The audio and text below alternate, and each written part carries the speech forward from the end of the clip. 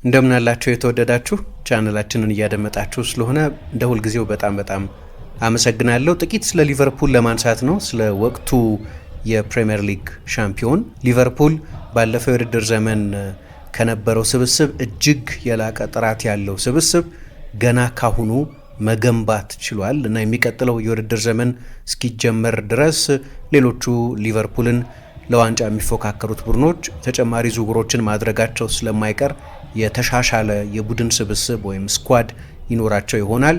ነገር ግን እስካሁን ድረስ በተፈጸሙት ዝውውሮች ጥራትና ፍጥነት የሚቀጥለው የውድድር ዘመን ከመጀመሩ አስቀድሞም በድጋሚ ሊቨርፑል የፕሪሚየር ሊግ ሻምፒዮን ይሆናል ብሎ መገመትን በአመክንዮ የተሞላ ግምት መስጠት ያደርገዋል። ምክንያቱም የፈጸሟቸው ዝውውሮች ጥራት በጣም አስደናቂ ስለሆነ 20ኛ የፕሪሚየር ሊግ ሻምፒዮን ሲሆኑ ለብዙ ሰዎች የሚቻል አይመስልም ነበር። በተለይ የዛሬ አመት ገደማ በክለቡ ዙሪያ የነበረው ስሜት ብዙ አዎንታ ያልነበረም።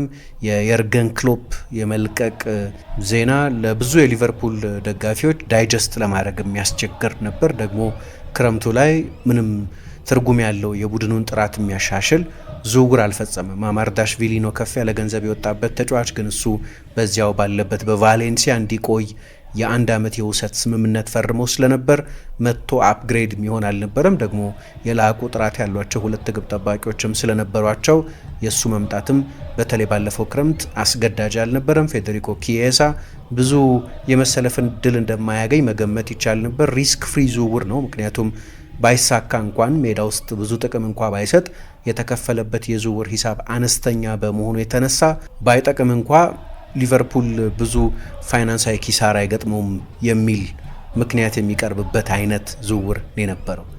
በዚያው ስብስብ ጥሩ ስብስብ ቢሆንም ግን የዛሬ ዓመት አካባቢ የዋንጫ አሸናፊ ይሆናል ብሎ ሊቨርፑልን መገመት አስቸጋሪ ነበር። ለብዙ የሊቨርፑል ደጋፊዎች አስቸጋሪ ዓመታት ሊመጡብን ነው የሚል ስጋት ነበራቸው። ምክንያቶቻቸው በጣም ግልጽ ይመስሉኛል። ጄኔሬሽናል አሰልጣኝ ስለሆኑ የርገን ክሎፕ ከሳቸው በኋላ ያለው ጊዜ በፍርሃት ቢታይ የሊቨርፑል ደጋፊዎችን ፍርሃት ወይ ስጋት እንረዳዋለን። ይህንን ሁሉ ፉርሽ ያደረገ በጣም የተዋጣለት የውድድር ዘመን ማሳለፍ ብቻ ሳይሆን ከውድድር ዘመኑ የመጀመሪያው ሳምንት እስኪያበቃ ድረስ አብዛኛውን ጊዜ የፕሪሚየር ሊጉ አናት ላይ ሆኖ የፕሪሚየር ሊጉ ወጥ ብቃት በየሶስት ቀኑ በየሳምንቱ የሚያሳይ ቡድን ሆኖ መጨረሻዎቹ ጨዋታዎች ላይ ሻምፒዮን መሆኑን ካረጋገጠ በኋላ ቀዝቀዝ ብሎ ጭምር ከሁለተኛው አርሰናል በ10 ነጥብ ከሶስተኛው ማንቸስተር ሲቲ በ13 ነጥብ ወይም ከአራት ጨዋታ በላይ የሆነ ማርጅን ፈጥሮ ነው የፕሪሚየር ሊግ ሻምፒዮን የሆነው። የሚቀጥለው የውድድር ዘመን ማለት የ2025-26 የውድድር ዘመን ከመጀመሩ በፊት ግን ባለፈው ክረምት የነበረው አይነት ስሜት አይደለም በሊቨርፑል ዙሪያ ያለው። ምክንያቱም አሁን የሚቀጥለው የውድድር ዘመን ከመጀመሩ አስቀድሞ ማን ሻምፒዮን ይሆናል የሚል ፖል ቢሰበሰብ ሊቨርፑል የበለጠ በተለይ ገለልተኛ ሎጂካል የሆኑ አስተያየት ሰጪዎች ሊቨርፑልን መገመት የሚቀላቸው ይመስለኛል።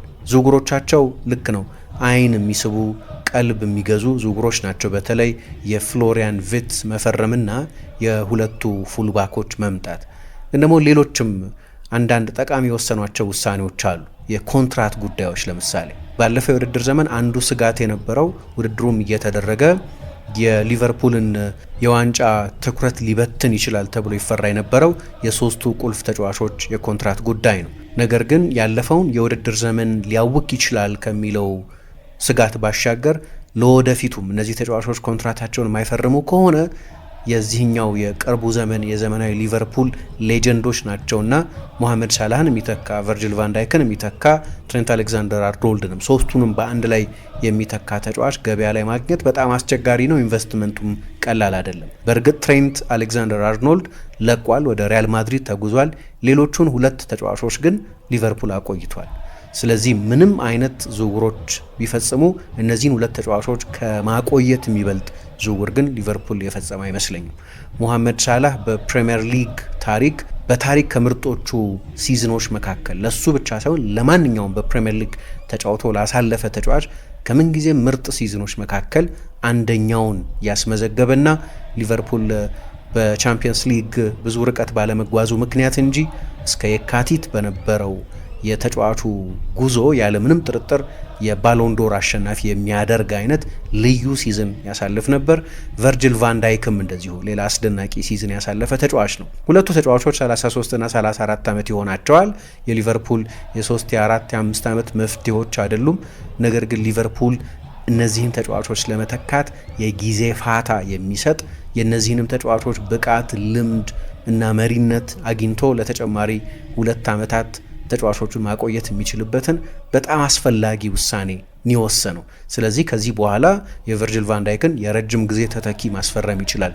ቫንዳይክ እያለ የሙሐመድ ሳላህን የረጅም ጊዜ ተተኪ ማስፈረም ይችላል። ሞ ሳላህ እያለ አሁን የግድ ሳላህን መተካት ግዴታ አይደለም፣ ምክንያቱም ለጥቂት ዓመታት መጫወት ይችላል። ሳላህም ቨርጅል ቫንዳይክም በጣም አስደናቂ የፕሮፌሽናል ጠባይ ያላቸው ስለሆኑ እና ደግሞ በዚህኛው ዘመን እግር ኳስ የተጫዋቾች ሼልፍ ላይፍ እንደ ቀድሞ አንድ ተጫዋች 34 ዓመት ሲሞላው አበቃለት አይባልም።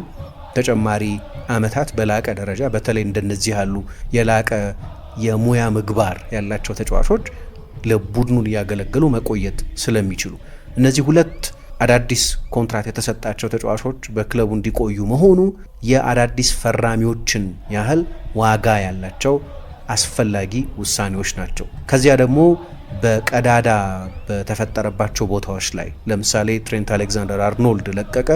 ያንን ቦታ አዲስ ተጫዋች ማምጣት ብቻ ሳይሆን ዝውውሩ የተፈጸመበት ቅልጥፍናም በጣም አስደናቂ ነው። የረሚ ፍሪምፖንግን ያመጡት በቡንደስሊጋ በእርግጥ ክላሲክ ፉልባክ አይደለም። ከትሬንት አሌክዛንደር አርኖልድ በአጨዋወቱ አይነት በስታይሉ ለየት ያለ ተጫዋች ነው። ነገር ግን በጣም ግሩም የማጥቃት ተጫዋች ነው። በሊቨርፑል ያለውን የሆላንዶች ቁጥር ወደ 4 ከፍ ያደረገ ነው። ግን የሱ መዘዋወር ብቻ ሳይሆን የኮነር ብራድሊ አዲስ ኮንትራት መፈረም አርነ ስሎት 2 የተዋጣላቸው ምርጥ ዳይናሚክ የቀኝ መስመር ተከላካዮች እንዲኖራቸው እድል ሰጥቷቸዋል። 2 የተለያየ ጥቅም የሚሰጡ ኮነር ብራድሊ በማጥቃት በጣም ጎበዝ ተጫዋች ነው፣ ግን በተለይ በአንድ ለአንድ መከላከል እጅግ የተዋጣለት ነው። ባለፉት 2 ሲዝኖች ለሊቨርፑል ዋናው ቡድን መጫወት ከጀመረበት ጊዜ ጀምሮ ይህንን በተደጋጋሚ አሳይቷል። የረሚ ፍሪምፖንግ ደግሞ የበለጠ የማጥቃት ፉልባክ ነው። አንደኛው በመከላከል የበለጠ የተካነ ተጫዋች ነው። የረሚ ፍሪምፖንግ የበለጠ የማጥቃት ተጫዋች ነው። በተለይ ከዚህ በፊት የተጫወተበት ቡድን ሲስተም የበለጠ የማጥቃት ኃላፊነትን በሚሰጥ ሚና ስለሆነ የተጠቀመበት። ስለዚህ እንደሚገጥሙት ቡድን ባህሪ የበለጠ ሶሊዲቲ በሚያስፈልግበት ጊዜ የበለጠ በአንድ ለአንድ መከላከል የተሻለ ተጫዋች መጠቀም በሚያስፈልግበት ጊዜ ኮነር ብራድሊን ግን ደግሞ በአብዛኛው ዶሚኔት በሚያደርጉባቸው የበለጠ የኳስ ቁጥጥር ብልጫ በሚይዙባቸው ጨዋታዎች ደግሞ ወይም አብዛኛውን ጊዜ እያጠቁ እንደሚያሳልፉ በሚያውቁባቸው ጨዋታዎች ደግሞ የረሚ ፍሪምፖንግን ይጠቀማሉ። የረሚ ፍሪምፖንግ በፍጥነት ትሬንት አሌክዛንደር አርኖልድ በለቀቀበት ወደ ሪያል ማድሪድ መዘወሩ ይፋ በሆነበት ሳምንት መፈረሙ ብቻ ሳይሆን በንጽጽር ከተጫዋቹ ብቃት አንጻር አነስ ባለ የውል ማፍረሻ ገንዘብ ነው ያስፈረሙት። 30 ሚሊዮን ዩሮ ተጫዋቹ የውል ማፍረሻ ባይኖረው ኖሮ ሊዘዋወር አይችልም። በትንሹ 50 ሚሊዮን ፓውንድ ድረስ ሊወጣበት የሚችል አይነት ተጫዋች ነው። ስለዚህ እነዚህ 2 ውሳኔዎችም የኮነር ብራድሊን ኮንትራት ማራዘም እና ደግሞ የረሚ ፍሪምፖንግን ባልኩት ቅልጥፍና እና ሪዝነብል በሆነ ዋጋ ማስፈረም የቡድኑን የቀይ መስመር ክፍተት እንዳይኖርበት ቢያንስ አድርጓል። ከዚያ በግራ በኩልም እንደዚሁ የሚሎሽ ኬርኬዝ የዝውውር ጉዳይ ይፋ መሆን ብቻ የሚቀረው እንጂ የተጠናቀቀ ዝውውር ነው። እንግዲህ አንዲ ሮበርትሰን ባለፈው የውድድር ዘመን መጥፎ የውድድር ዘመን አላሳለፈም፣ ግን እንከን የለሽ የውድድር ዘመን ግን አይደለም። ደግሞ ከ2017 ከሃል ሲቲ ከፈረመበት ጊዜ ጀምሮ ብዙ የማይጎዳ በየጨዋታው በከፍተኛ ኤነርጂ የሚጫወት በክሎፕ የሃይ ኢንቴንሲቲ እግር ኳስ ውስጥ ያሳለፈ ተጫዋች እንደመሆኑ በተጠናቀቀው የውድድር ዘመን ከዛ በፊትም በነበረው የውድድር ዘመን ጭምር አንዳንድ ድክመቶች ይስተዋሉበት ነበር እና እሱን በዚህ ሰዓት ባለው ፎርም ከሱ በተሻለ ብቃት ላይ በሚገኝ ተጫዋች ተክተውታል። ሚሎሽ ኬርኬዝ በፕሪሚየር ሊግ ብቻ ሳይሆን በአውሮፓ ትልልቆቹ ሊጎች ካሉ ምርጥ ወጣት የግራ መስመር ተከላካዮች መካከል እንደ አንዱ የሚቆጠር ከዚህ በፊት ስለሱ ብቻ በሰራነው ፕሮግራም እንዳነሳ ነውም በወጣትነቱ ጊዜ አንዲ ሮበርትሰን የነበረውን የዛሬ 4-5 ዓመት የነበረውን አይነት ብቃት ያለው ተጫዋች ነው። በጣም የሃይ ቮሊዩም ሯጭ ነው። በጣም ጎበዝ ኦቨርላፕ የሚያደርግ አንደርላፕ የሚያደርግ የተዋጣለት ክሮሰር፣ እንዲህ አይነት ተጫዋች ነው። ወደ ሊቨርፑል ባይሄድ ኖሮ ወደ ሌላ ትልቅ የእንግሊዝ ወይም ሌላ ግዙፍ የአውሮፓ ክለብ የሚዘዋወር አይነት ተጫዋች ነው። ስለዚህ ሊቨርፑል የሮበርትሰንን ተተኪ ብቻ አይደለም ያስፈረመው፣ በአሁን በወቅታዊ ፎርም ከሮበርትሰን ጭምር በሚሻል ተጫዋች ነው ያንን ቦታ የደፈነው እና አፕግሬድ ነው ወይም ባለፈው የውድድር ዘመን በዚህ ስፍራ ከነበረው የተሻለ ጥራት ያለው ነው።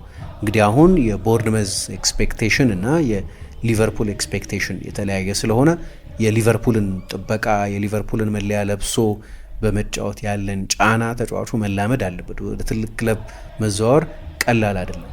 ነገር ግን ያሉት ምልክቶች በሙሉ ለሊቨርፑል እጅግ የተዋጣለት ፈራሚ መሆን እንደሚችል የሚያሳይ ነው። እንደው ከዚህ በፊት እንደጠቀስኩት የተጫዋቹ አገልግሎት ራሱ ክሮስ በማድረግ ዋንደርላፕ በማድረግ ወይ ጎሎች በማስቆጠር የመጨረሻ ኳሶች በመስጠት በላቀ ጥራት መስመሩን በመከላከል ብቻ ሳይሆን ለቡድኑ ዳይናሚክስን በሚሰጠው ጥቅም፣ ለምሳሌ ፍሎሪያን ቪትስን ወደ ግራ አድልተው መጠቀም ቢፈልጉ ንጹህ የግራ የክንፍ ተጫዋች ባይሆንም ወይ የመስመር ተጫዋች ባይሆንም ነገር ግን ወደ ግራ አድልቶ መጫወት የሚችል 10 ቁጥር ሆኖ ነው በሌቨርኩዘን ሲጫወት የቆየው እና ከአሌሃንድሮ ግሪማልዶ ጋር የነበረውን አይነት ዳይናሚክስ መፍጠር ይቻላል።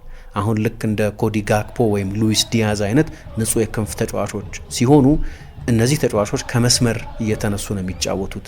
ቪትስ እዛ ቦታ ላይ የሚሰለፍ ከሆነ ግን የበለጠ ከፉልባኩ ነው የሜዳ ስፋት የሚያገኙት። ይህንንም ለመስጠት የሚያስችል ቅልጥፍና፣ ወጣትነት፣ አትሌቲሲዝም ያለው ተጫዋች ነው። አፕግሬድ ነው። ካለፈው የውድድር ዘመን የተሻለ ስኳድ አሁን አለው ስንል በዚህም የሚጠቀስ ነው። ሊቨርፑል ባለፉት ጥቂት ዓመታት በግብ ጠባቂነት የፕሪሚየር ሊጉ ምርጡ ግብ ጠባቂና ምርጡ ሁለተኛ ግብ ጠባቂ አለው ይባል ነበር።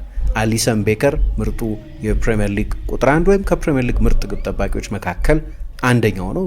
በዓለምም ላይ ከምርጦቹ ግብ ጠባቂዎች መካከል አንደኛው ሆኖ ዓመታትን ዘልቋል። ነገር ግን እሱ በአንዳች ምክንያት በማይሰለፍበት ጊዜ፣ በጉዳቶች ከሜዳ በሚርቅ ጊዜ የእሱ አለመኖር ትልቅ ቀዳዳ እንዳይፈጥር ማድረግ የሚያስችል የላቀ ክህሎት ያለው ግብ ጠባቂ ነበረው ኬለኸር። ለዚህ ነው የፕሪሚየር ሊግ ምርጡ ቁጥር 2 ግብ ጠባቂ ወይም ምርጡ ተጠባባቂ ግብ ጠባቂ የሚባለው። መጨረሻ ላይ ለብሬንፎርድ ሸጠውታል።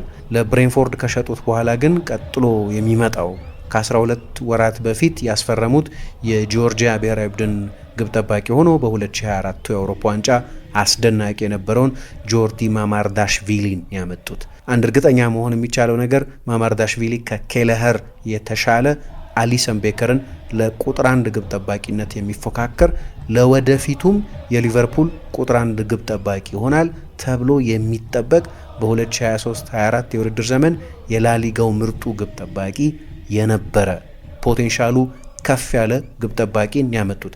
ኬለኸር በጣም ጥሩ ግብ ጠባቂ ነው፣ ምንም ጥያቄ የለውም። ማማርዳሽቪሊ ግን ከሱም የተሻለ ግብ ጠባቂ ነው። ስለዚህ በተጠባባቂ ግብ ጠባቂነትም ጭምር እንግዲህ አሁን ሁለቱን ግብ ጠባቂዎች በተመለከተ የአርነ ስሎት ፍልስፍና እንዴት እንደሚሆን አላውቅም። ምክንያቱም ለማማርዳሽቪሊ ባለፈው ክረምት ሊቨርፑል የከፈለው የዝውውር ገንዘብ በጣም ከፍተኛ ነው። አንዳንድ አሰልጣኞች በሁለቱ ትልልቅ ውድድሮች ላይ በፕሪሚየር ሊግ እና በቻምፒየንስ ሊግ ወይ በሌሎች ሀገራት በላሊጋ እና በቻምፒየንስ ሊግ፣ በሴሪያ እና በቻምፒየንስ ሊግ ሁለት የተለያዩ ግብ ጠባቂዎችን የሚጠቀሙ አሉ። በተለይ ሁለት የጥራት ደረጃቸው ከፍተኛ የሆኑ ግብ ጠባቂዎች ካሏቸው። አሁን ሊቨርፑል እንደዚህ አይነት ሁኔታ ውስጥ ነው ያለው። ስለዚህ አርነ ስሎት ምናልባት በመደበኝነት ቁጥር 1 ግብ ጠባቂ በመደበኝነት ቁጥር 2 ግብ ጠባቂ ላይኖራቸው ይችላል። አሊሰንን ለፕሪሚየር ሊግ ወይ ለቻምፒየንስ ሊግ፣ ማማርዳሽቪሊን ደግሞ ለሌላኛው ውድድር የበለጠ ይጠቀሙበት ይሆናል። አንዳንድ አሰልጣኞች የሊግና የካፕ ግብ ጠባቂዎች ብለው ይለዩዋቸዋል። እንደዛም ሊያደርጉ ይችላሉ፣ አላቅም። ምክንያቱም ማማርዳሽቪሊ ኢንቨስትመንቱ ብቻ ሳይሆን ጥራቱም ከፍተኛ የሆነ ግብ ጠባቂ ስለሆነ ይሄም ቦታ በጥራት ተሻሽሏል። ግን ትልቁ ፈራሚያቸው ፍሎሪያን ቪትስ ነው። 100 ሚሊዮን ፓውንድ እና ከዚያ በላይ ገንዘብ የከፈሉበት እንደ ተጫዋቹ ስኬት እየታየ አድኦንስ የሚባል አለ አይደለም፣ የሚጨማመሩ ቦነሶች እነሱ የሚጨመሩ ከሆነ ምክንያቱም አንዳንዶቹ ኦፕሽናል ስለሆኑ 116 ሚሊዮን ፓውንድ ድረስ ይደርሳል ድምር ሂሳቡ። ይሄ ደግሞ በፕሪሚየር ሊግ ታሪክ የምንጊዜም ውዱ ተጫዋች ያደርገዋል። በጣም አስደናቂ ተጫዋች ነው። ብዙ ጊዜ አንስተናል ስለዚህ ተጫዋች። ያለፈው የውድድር ዘመን ላይ በሊቨርፑል በኩል አንደኛው ስጋት የነበረው ማጥቃቱ፣ ጎል ማስቆጠሩ፣ የመጨረሻ ኳሶች ማቅረቡ ሁሉ በአብዛኛው በሞሐመድ ሳላህ ትከሻ ላይ የተንጠለጠለ ነበር። ሊቨርፑል ካስቆጠራቸው ጎሎች መካከል ግማሽ በሚሆኑት ላይ ሞሐመድ ሳላህ ተሳትፏል። በማስቆጠር ይሁን የመጨረሻ ኳሶች በመስጠት። ይሄ ደግሞ ሰስቴነብል አይደለም። ሁል ጊዜም በአንድ ምንም እንኳን እንደ ሳላህ አይነት አስደናቂ ተጫዋችም ቢሆን ሁል ጊዜም በአንድ ተጫዋች ትከሻ ላይ የማስቆጠርና የመጨረሻ ኳሶች የመስጠት ኃላፊነት መንጠልጠል የለበትም። ስለዚህ ይህንን ኃላፊነት ሉዊስ ዲያዝ በተወሰኑ ጨዋታዎች ላይ፣ ኮዲ ጋክፖ በተወሰኑ ጨዋታዎች ላይ፣ የውድድር ዘመኑ ሲጀመር ዦታ እንደ ተጠባባቂ ወንበር ላይ ተነስቶ ልዩነት እንደሚፈጥር ተጫዋች የብሬንፎርዱን ጨዋታ እንደ ምሳሌ መጥቀስ ይቻላል። ዳርዊን ኑኔዝ በመጠኑ አጋዥ ነበሩ፣ ግን በጣም ሎፕሳይድድ ነው ወይም ሙሐመድ ሳላህ ላይ የበዛ ጫና አለ። አሁን የፍሎሪያን ቪርትዝ መፈረም በዓለም ላይ ካሉ በጣም ኤክሳይቲንግ ከሆኑ ምርጥ ተጫዋቾች መካከል አንደኛውን ማግኘታቸው ብቻ ሳይሆን እና በጣም በብዙ ትልልቅ ክለቦች ሲፈለግ የነበረን ትልቅ ተጫዋች ማስፈረማቸው ብቻ ሳይሆን ሙሐመድ ሳላህ ላይ የነበረ ጎል የማስቆጠር እና የጎል እድሎች የመፍጠር እነዚህን ሁለት ከፍ ያሉ ሸክሞች ማቅለል የሚችል ተጫዋች ነው ያመጡት። 44 የጎል ተሳትፎ ባለፉት ሁለት የቡንደስሊጋ ሲዝኖች የነበሩት። በዚህ ዓመት ደግሞ በቻምፒየንስ ሊግም ሲጫወት ከ9 የቻምፒየንስ ሊግ ጨዋታዎች በስድስቱ ማኖፍ ዘማች እየሆነ የመጣ በዚህ ዘመን በጀርመን እግር ኳስ ብቅ ካሉ ተጫዋቾች ሁሉ የመጨረሻው ባለ ክህሎት የሚባል ተጫዋችን ነው ያመጡት። ምንም ጥያቄ የለውም። በጣም ትልቅ ዝውውር ነው። ነገር ግን ባለፈው የውድድር ዘመን ከነበረ የሙሐመድ ሳላህ ጥገኝነትም በመጠኑም ቢሆን ሊያላቅቅ የሚያስችል አይነት በጣም ቁልፍ ዝውውር ነው። ኮንቴክስቱን ማንሳት ያስፈልጋል። በ10 ቁጥር ስፍራ ላይ የሚጫወት ከሆነ ዶሚኒክ ዞቦዝ ላይ በሚጫወትበት ቦታ ማለት ነው ከዞቦዝ ላይ የበለጠ ፕሮዳክሽን ያለው ተጫዋች ነው። ከዞቦዝ ላይ ጋር አብሮ መጫወት ይችላል። ሊቨርፑል ይሄ ተጫዋች በመምጣቱ ብቻ በተለያዩ ሲስተሞች የመጫወት እድል አለው። በተለያዩ ፎርሜሽኖች የመጫወት እድልን ይሰጣል። ይሄ ብቻውን በተጠናቀቀው የውድድር ዘመን ከነበረው የሊቨርፑል ስኳድ በጣም የተሻሻለ እንዲሆን ያደርገዋል። ያው በትሬንት አሌክዛንደር አርኖልድ መልቀቅ ምክንያት ሊቨርፑል የሚያጣው ክሬቲቪቲ አለ። በጣም የተዋጣለት የቀኝ ተከላካይ የማያስመስሉ አስደናቂ የማጥቃት ቁጥሮች አሉት። እነዚህን የማጥቃት ጥቅሞች ፍሎሪያን ቪርትዝ ሊሞላቸው ይችላል። በጣም የተዋጣለት ክሬቲቭ ተጫዋች ስለሆነ ሌላ ቦታ ነው የሚጫወተው፣ ሌላ አይነት ተጫዋች ነው፣ ግን የላቀ ክሬቲቭ ተጫዋች ነው። እንዲህ ካልን በኋላ ሊቨርፑል የቤት ስራውን ያጠናቀቀም አይመስልም። ተጨማሪ ዝውውሮችን ሊፈጽም ይችላል። እኔ ይህንን ያህል ገንዘብም ካወጣ በኋላ እንደምታውቁት ጃሬል ኳንሳን ለባየር ሌቨርኩዘን በ35 ሚሊዮን ፓውንድ ሸጧል። ከኬለኸር ዝውውር ወደ 20 ሚሊዮን ፓውንድ ገደማ አግኝቷል። በአጠቃላይ ወደ 55 ሚሊዮን ፓውንድ ገደማ መሆኑ ነው።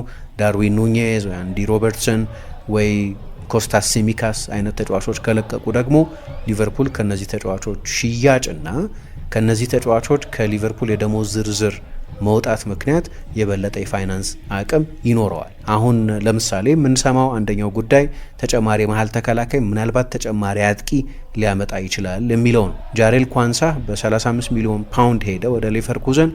የአንድ ዓመት ውል ብቻ በክሪስታል ፓላስ የሚቀረው ማርክ ጌሂ ክሪስታል ፓላስ በታሪኩ ለመጀመሪያ ጊዜ ዋንጫ ሲያሸንፍ የዚያ ቡድን አባል የነበረ የእንግሊዝ ብሔራዊ ቡድን ለአውሮፓ ዋንጫ ፍጻሜ እስኪደርስ ድረስ የቡድኑ የመሀል ተከላካይ ሆኖ የተጫወተ እና በፕሪሚየር ሊግ ካሉ ምርጥ የመሀል ተከላካዮች መካከል እንደ አንዱ የሚቆጠር በሌሎቹም ትልልቅ የእንግሊዝ ክለቦች የሚፈለግ አይነት ተጫዋች ነው እና ሊቨርፑልን ተጫዋች ለማምጣት ይፈልጋል ይባላል እና ክሪስታል ፓላስ አሁን ተጫዋቹ የ12 ወር ኮንትራት ብቻ ስለሆነ የሚቀረው እስከ 40 ሚሊዮን ፓውንድ ድረስ ባለ ዋጋ ሊሸጠው ይችላል።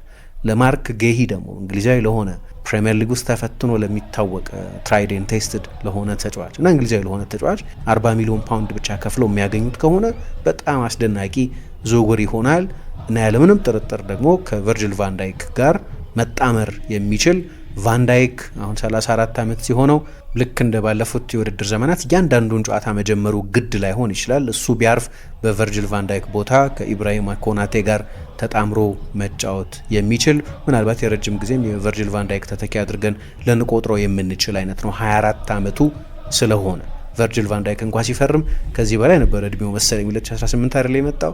አሁን 34 ዓመቱ ነው። ልክ ነው። ወደ 25 26 ዓመቱ አካባቢ ሆኖ ነው የመጣው። ከዚያም ወጣት ነው፣ ወይም ቨርጅል ቫንዳይክ ሲመጣ ከነበረበት እድሜ የበለጠ ወጣት ነው ማርክ ጌሂ።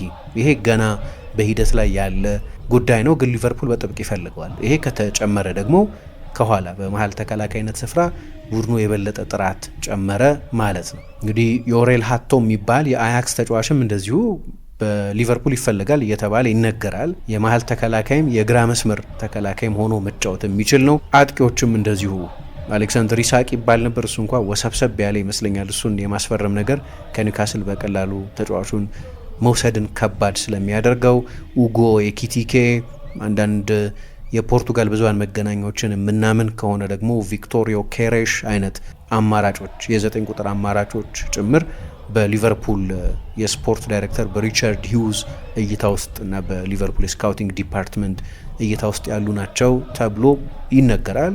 በግራ ክንፍ በኩል ሰሞኑን ወሬው ቀዝቀዝ አለ እንጂ ባርሰሎና ሉዊስ ዲያዝን በጥብቅ ይፈልጓል እየተባለ በነበረበት ጊዜ ሊቨርፑል ማሊክ ፎፋና የሚባለውን ሰሞኑን ቼልሲ ይፈልጓል ተብሎ በሌኪፕ ዘገባ የወጣበትን ቤልጅየማዊ ወጣት ማስፈረም ይፈልጋል የሚሉ ዘገባዎች ነበሩ። አሁን እንዲያውም ይህንን ተጫዋች ለመግዛት ጊዜው ጥሩ ሳይሆን አይቀርም። እንደምታውቁት ሊዮን የፈረንሳይ ግዙፍ ከሆኑት ክለቦች መካከል አንደኛው በፈረንሳይ የፋይናንሻል ቁጥጥር ባለስልጣን እንዲወርድ ተወስኖበታል እና ይግባኝ ጠይቋል። በአንድ ሳምንት ጊዜ ውስጥ የሊዮን የመጨረሻ እጣ ፈንታ እልባት ያገኛል። በዚህ አንድ ሳምንት ጊዜ ውስጥ ከተጫዋቾች ሽያጭ ተጨማሪ ገንዘብ ማግኘት ሊያስፈልገው ይችላል።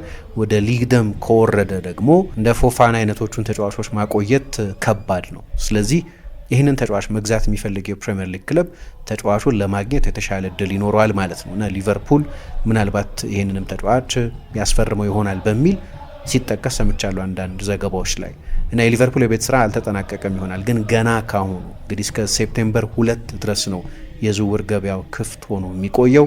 ሌሎች ተጫዋቾች ሊመጡ የሚችሉበት አማራጭ ፈጽሞ የተዘጋ አይደለም። ስለዚህ ተጨማሪ ዝውውሮችን ልናይ እንችላለን። ነገር ግን አሁን ባለው ስብስብ ብቻ የፕሪሚየር ሊግ ሻምፒዮን ለመሆን እንደገና ደግሞ ባለፈው የውድድር ዘመን ብዙ ርቀት ባልተጓዙበት ቻምፒየንስ ሊግ በጣም የተሻለ ርቀት ለመጓዝ የተሻለ ስብስብ አላቸው። ለዚህ ነው ዝውውሮቹ ሲፈጸሙ ፍሮም ፖዚሽን ኦፍ ስትሬንግዝ ነው የተፈጸሙት። ቡድኑ በድክመት ላይ ሳይሆን ሻምፒዮን ሆኖ በጥንካሬው ላይ ሳለ የተፈጸሙ ዝውውሮች ናቸው። በጥንካሬ ላይ ጥንካሬ ጨመረ የሚባለው እና እናንተስ ሊቨርፑል በፈጸሟቸው ዝውውሮች ላይ ምን አይነት አስተያየት አላችሁ? ምናልባት የትኛው ዲፓርትመንት ላይ ተጨማሪ ተጫዋች ማስፈረም አለበት ብላችሁ ታምናላችሁ? እሱን በተመለከተ አስተያየት ልትሰጡበት ትችላላችሁ። ይህንንም ስለምታደርጉ ደግሞ ስለማድመጣችሁም በጣም አመሰግናለሁ።